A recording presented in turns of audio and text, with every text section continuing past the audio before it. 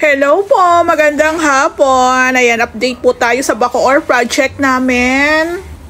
Ito na po ang update, ito na po ang itsura. Ayan po. Ibang-iba na po to. Isasama ko po yung dating video ko dito para makita nyo po na kaya po namin pagandahin ang dating luma pala. Ayan guys. So, lumawak, lumaki, tumaas ang kisame. May mga PVC panels tayo. Ayan, ongoing na po yung pagmamasilya.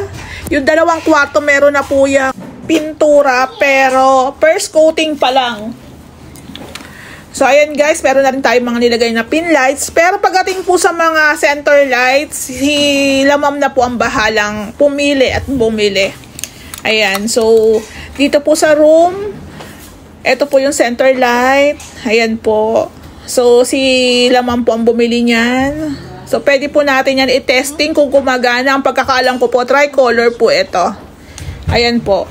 Ang liwanag niyan, diba? O, tricolor. So, depende sa inyo kung gusto nyo po ng tricolor. Ayan. Para meron kayong option kung gusto nyo mas maliwanag o gusto nyo yung medyo dim lang. So, ayan guys, nilipat lang namin ulit yung mga ibang gamit nila, ma'am. Tapos, lipat-lipat lang, ganon. Malaki naman po yung unit eh. Ayan po. So, yung mga bintana, mga opening natin, ready na rin po yan. Actually, napasukatan na po yan ni ma'am. So, i-install na lang po. So, bali guys, isingit ko lang dito yung dating kuha po dito sa my front extension. Kung mapapansin nyo, ayan, wala pang, walang bubong, open lang siya. So, bali, ito na po ang itsura niya ngayon. Ayan po.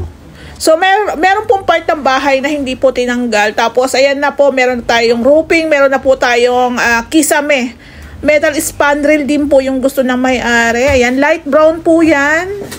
Yung kabilang side, dalagan din po natin yan ng metal spandrel. So, medyo marami kaming gagamitin na metal spandrel po dito. So, meron na siyang insulation, meron din po siyang wirings.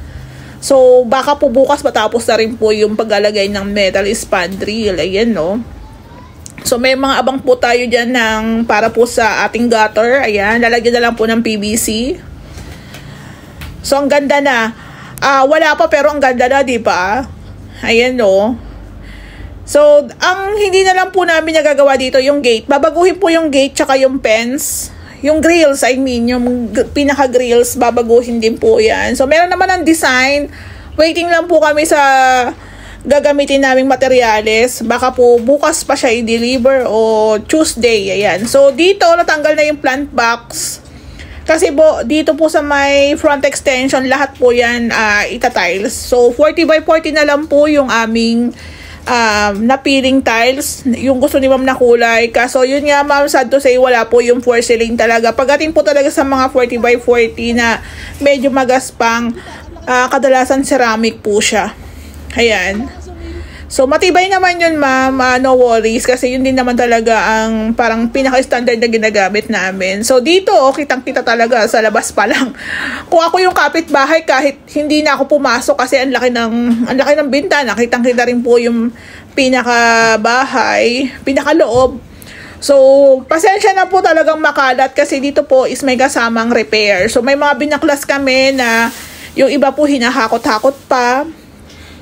Waiting po kami sa hardware na hakutin po. Ayun. So, kahit paano konti-konti naman na po nababawasan. So, ayan po ang itsura niya. Dito po may mga tanim talaga. Ang tanim niya is mga kalamansi po yan. So, baka po yung ibang part dyan is iputulin namin kasi conflict pag masilya kami dyan. Ayan. So, dito sa likod na part, sa dirty kitchen po, naka-plastering na. So, ito po lalagyan din po natin siya ng waterproofing. Ayan. So, yung ating bakod dito, ayan, bali, inaayos, pinapantay. Ayan po, oh.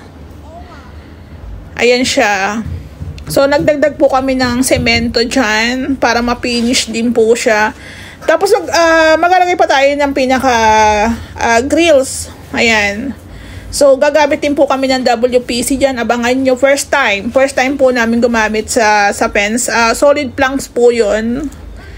Ayan, no. So, pinipinish na lang po ni Kuya Bok.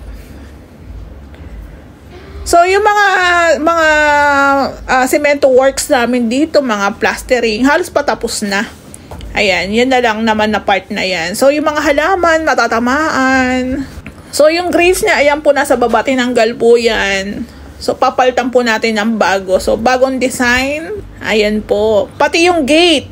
Yung gate ni ma'am, meron na rin po siyang design. So, maglalagay din po tayo ng drainage dyan. Abangan nyo. Siyempre, kasama naman talaga yun.